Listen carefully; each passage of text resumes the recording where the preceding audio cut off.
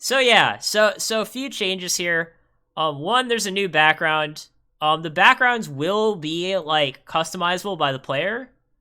I'm gonna make a few different ones. Don't know which one's gonna be the default necessarily, but I think like the color scheme here works good for dueling sim, like the sort of blue and purple and black. You'll also notice that make sure you guys can see. Okay, yeah, you guys can see. You'll notice that the chat bubbles, we've got chat bubbles which look kind of nice. If you're familiar with like how Facebook Messenger like formats their chat bubbles, this is formatted the exact same way as that. So this looks nice, familiar. I think people can get on board with this. Because the feedback last time was hey, need to make things look prettier. Also, not this matters a lot. I added something that prevents someone from spamming the same message over and over again. So if I click thinking, since my last message was thinking, it won't let me say it again. I'd have to swap back. And then yeah, I agree. Chat bubble looks very nice. No need to reinvent the wheel, right? No need to reinvent the wheel. So yeah, I mean, I think these looks better than Dueling Book for sure. You'll also notice the cards are now anime style, right? So I'll actually pull up like a Yu-Gi-Oh anime card so that you guys can sort of see what I mean. Some of these Google results are not great. But yeah, like if you guys see this Blue Eyes White Dragon, it's sort of, there's sort of the border around the card art, right? And then you've got the stars, and then you've got the attribute, and then you've got the stats with this sort of little box with the handles around it. And that's what we got here, right? We've got the art, we've got the border around it. I even used the same colors. Like, I literally used Photoshop to steal the exact, same colors for, like, the border around the art. And then again, here we have all of our levels. We've got the attribute, we've got the stats, and we've got the border box. Now, I know, people have different preferences on, what's the best way to make the cards look good. I think the anime look works well for a dueling sim, right? I talked about this last week. But the way that Dueling Book renders cards just doesn't make sense from a logical standpoint, where it literally renders text that are just tiny little dots on your screen. You can't read it. So here, it's everything here on the card is readable. Card looks good, right? Art looks good, everything looks good. Nothing to really complain about here. So yeah, I think the cards look good. You'll also notice our opponent's cards are facing the opposite way now. Yeah, I agree. Don't make things more complicated than they need to be. So I agree with you about simplicity. So yeah, I was gonna say, our opponent's cards are facing the other way now, so it's a little more clear, whose cards are whose. You'll notice that the stats are still facing us, so that way if our opponent plays a card that we aren't familiar with, we don't have to tilt our head like this to read the stats. So kind of a little hack here. The stats are still flipped to be facing us, but the rest of the card is facing our opponent. Let's see, is there anything else? One suggestion that I got, I don't know how much I like this, but one suggestion that I got was to make the zones different colors, so you could kind of tell what's monster and what's spell or trap. So here there's kind of this orange box around the monster zones. With the field spell, there's the green box around it, because obviously you're only going to play a spell there. And then with the spell or trap zone, it's half green, half purple, because you can play a spell or trap. So I don't know. Personally, I don't know if I'm in love with these colors. So yeah, it's I'm a little 50-50 on. I tried experimenting with changing the background color too. Like instead of making this black, make it, orange and green or whatever. But that looked even worse. That just looked horrific.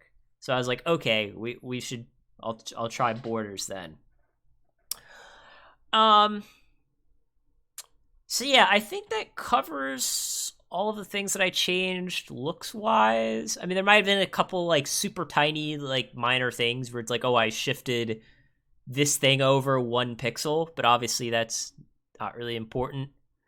One thing though, one feature that is not like an aesthetic feature, but is an important feature nonetheless. So we all see our life point box here, right? We all know how this works. Works the same way as Dueling Book, right?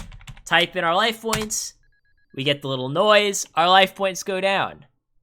However, someone pointed out to me, what if the simulator was smart enough to figure out in a specific situation how many life points you could subtract, right? What if?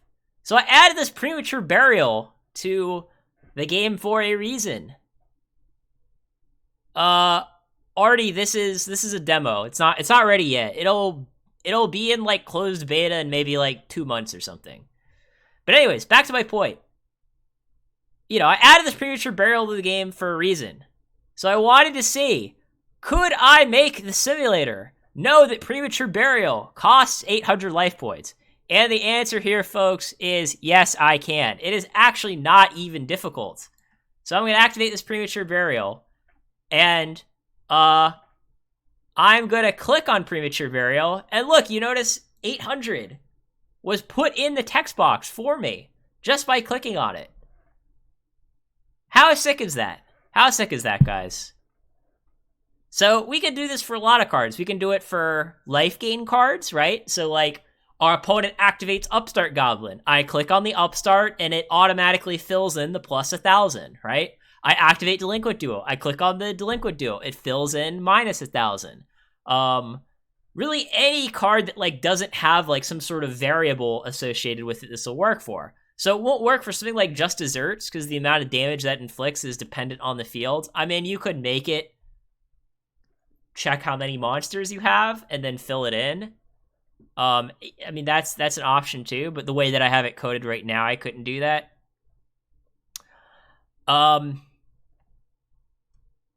Yeah, exactly. So for Stein, you'll click on Cyberstein, it'll automatically put in the 5,000 there, and then you just have to press enter, right? So I press enter, it subtracts the 800, and now the box is blank again.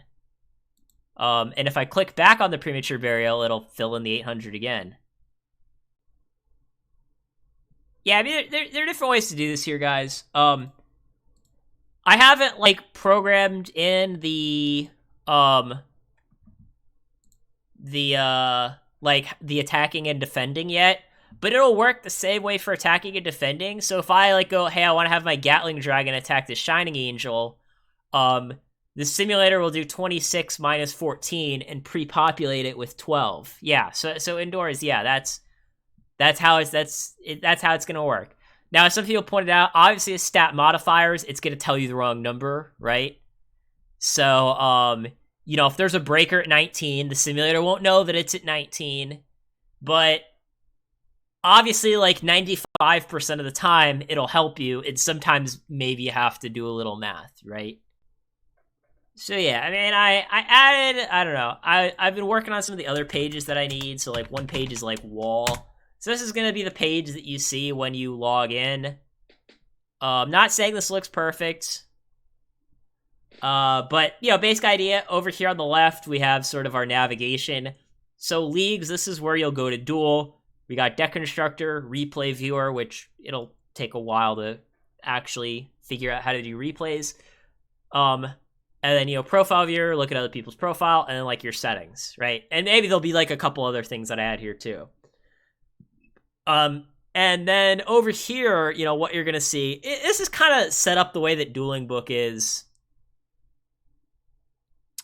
In the sense that, on the left, you have your action things, and then on the right, you have your feed. But but unlike Dueling Book, you're not just gonna see like random people that you don't give a shit about in your feed. Basically the idea is players will join some sort of league, right? So like there'll be an official league, but maybe goatformat.com will have a league, maybe Jinzo and Tonic will have a league, maybe Format Library will have a league, and like in your league you can post announcements, then everyone who's joined your league can see them. That's kind of the idea. So here you have like post by all, and then you can filter it. Obviously this is just kind of dummy text, but I can filter by someone unimportant, and we see that person's message, I've got a great cat. We can filter by official announcements, then we just see this announcement, which is lorem ipsum, or we can do all. For some reason I need to change that. It was a little buggy. It didn't work the first couple of times I clicked on it. So I'll have to fix that. But then you do all, and then you see everything, right? So that's kind of the basic idea. And I think this looks pretty professional. Again, kind of the layout of the post. It's very similar to Facebook, right? So here's sort of the profile picture of whoever it is, the league or announcements, whatever. You see the name of the poster, you see the date that they posted it, and then you have message content. So, yeah. So we're getting somewhere. We are getting somewhere.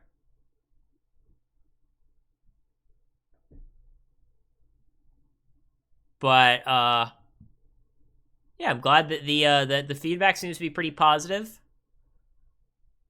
Trying to make this look, good and professional, I guess.